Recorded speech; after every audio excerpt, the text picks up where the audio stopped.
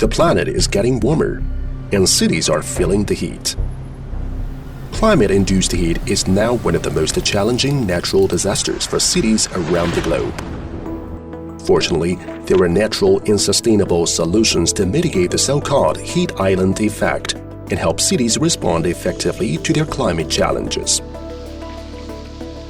In 2020, the World Bank partnered with the Chinese coastal city of Guangzhou to pilot 3 new sustainable cooling strategies.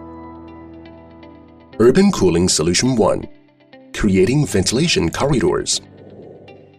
The traditional approach of improving airflow and reducing heat retention in cities remains one of the most effective ways to achieve urban cooling. In Guangzhou, this approach is being implemented at the city, district, and local building level.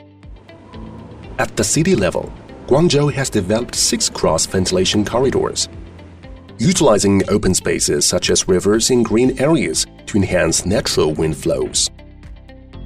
These wind corridors are further improved by strategic planning practices to control building height and orientation for more conducive air circulation. Ventilation corridors are also important in localized blocks and neighborhoods. As part of the Yongqingfang Old Town Regeneration Pilot Project, cooling alleys and spaces are increased, and streets are widened to allow wind circulation. To create a low-carbon, green district in China's Singapore Knowledge City, 1 primary wind corridor and 2 secondary wind corridors are planned. Individual buildings are adapted to take maximum advantage of the prevalent airflow. Urban Cooling Solution 2: Establish ecological connectivity. Natural assets such as forests, rivers, lakes, and other ecological spaces serve as natural cooling sources. Understanding the value of these important assets plays a critical role in preserving them. The World Bank Guangzhou partnership is piloting a modeling tool to gauge the cooling effects and economic value of the city's Haizhu wetland.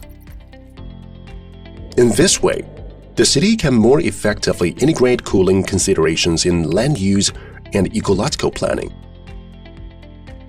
Ecological assets are also featured prominently in the district and local level pilots.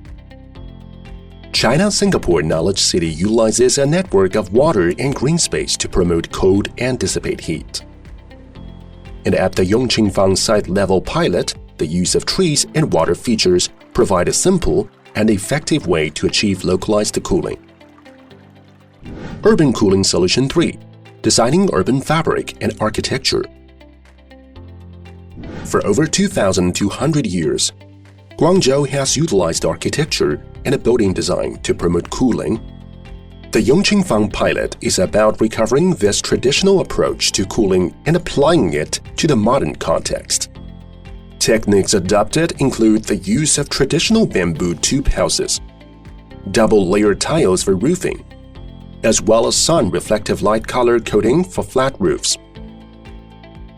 The exploration of urban cooling strategies in Guangzhou will create important knowledge-sharing opportunities that will enhance urban resilience to heat on a global scale and will go far to helping China achieve its goals of carbon peak by 2030 and carbon neutrality by 2060.